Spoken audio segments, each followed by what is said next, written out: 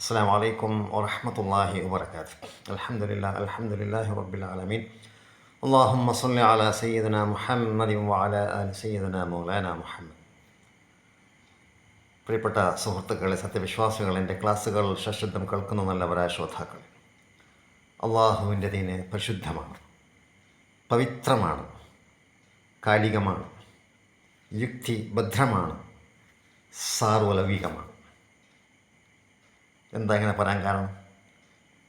അള്ളാഹുവിൻ്റെ ദീന് പരിശുദ്ധമായ ഒരു ജീവിത ശൈലി നമ്മൾ പഠിപ്പിക്കുന്നുണ്ട്. അള്ളാഹുവിൻ്റെ റസൂൽ സല്ലല്ലാഹു അലൈഹി വസല്ലം പരിശുദ്ധനാണ്.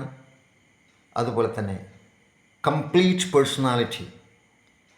ഒരു വിഷയത്തിൽ, ഒരു കാര്യത്തിൽ, അത് ഇബാദത്തായിക്കോട്ടെ ആദാത്തായിക്കോട്ടെ, നമുക്കിവിടെ പ്രവാചകർ സല്ലല്ലാഹു അലൈഹി വസല്ലമയുടെ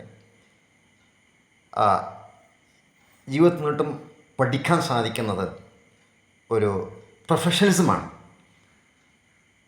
എല്ലാത്തിലും വൈദഗ്ധ്യം, പ്രവാചകരെ പോലെ വൈദഗ്ധ്യമുള്ള, എല്ലാ മേഖലയിലും വൈദഗ്ധ്യമുള്ള ഒരു യഥാർത്ഥ മനുഷ്യനെ നമുക്ക് കാണിക്കാൻ സാധിക്കില്ല. പ്രവാചകന്മാർ കഴിച്ചാൽ അള്ളാഹുവിൻ്റെ റസൂൽ സല്ലല്ലാഹു അലൈഹി വസല്ലം എല്ലാ പ്രവാചകന്മാരിലും ഏറ്റവും പരിപൂർണനാണ്. ആ പ്രവാചകന്മാരെ കഴിച്ചാൽ പിന്നെ സഹാബത്ത് ക്രാമിൽ, പിന്നെ താബീങ്ങളിൽ, അതുപോലെ സലഫ് സ്വാലിഹീങ്ങളിൽ, അള്ളാഹുവിൻ്റെ ഔലിയാക്കന്മാരിൽ ഈ ഗുണങ്ങൾ കാണാൻ സാധിക്കും. ഏത്? പെർഫെക്ഷൻ അല്ലെങ്കിൽ പ്രൊഫഷണലിസം.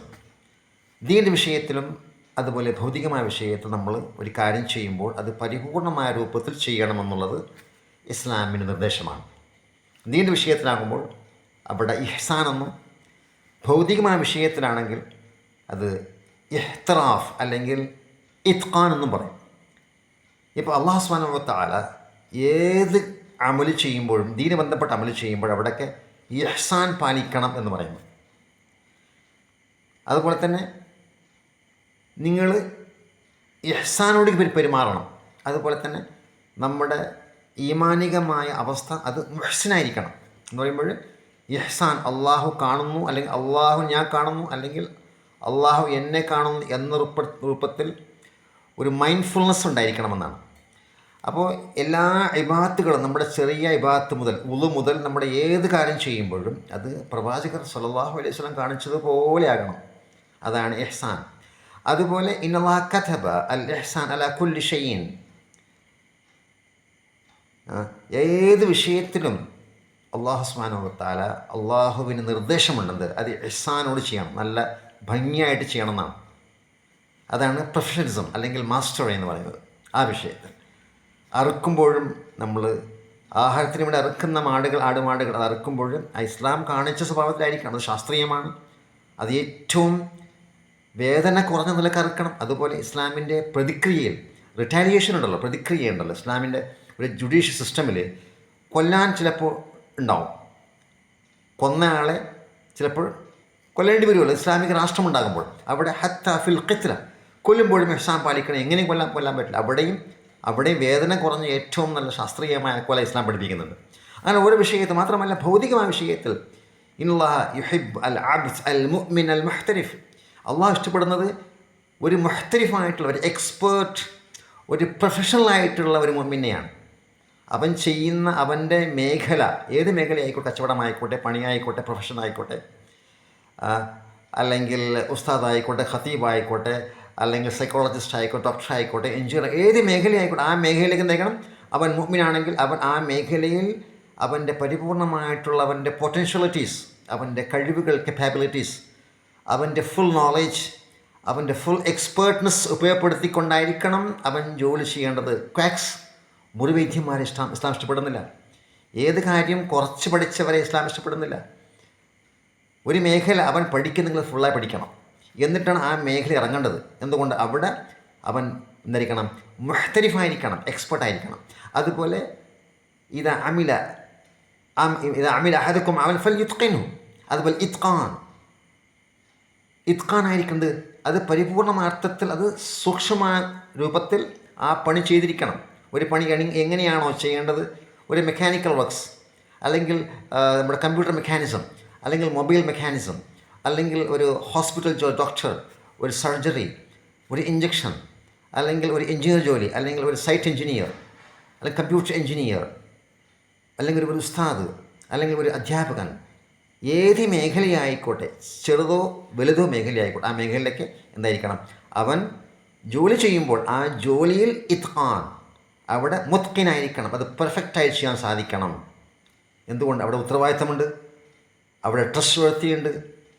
ഒരു കാര്യം ഏൽപ്പിച്ചാൽ, നമ്മളൊരാൾ മൊബൈൽ റിപ്പയർ ഏൽപ്പിക്കുകയാണ് നമ്മൾ ആരെങ്കിലും, അദ്ദേഹം ഒരു മൊബൈൽ ടെക്നീഷ്യൻ ആയിരിക്കുമല്ലോ, ആ മൊബൈൽ കേടാക്കിയാൽ നമ്മൾ അവൻ വിടൂലല്ലോ.